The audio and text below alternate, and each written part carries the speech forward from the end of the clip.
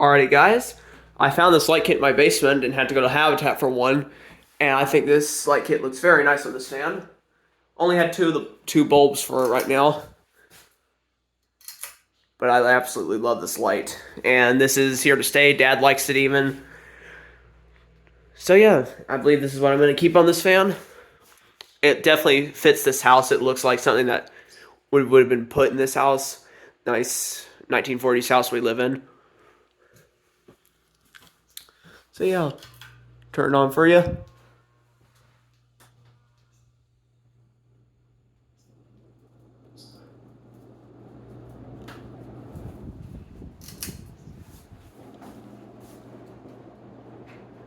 Absolutely lovely.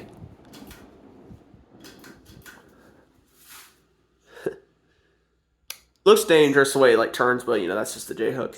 So yeah, thank you guys for watching, and have a great day.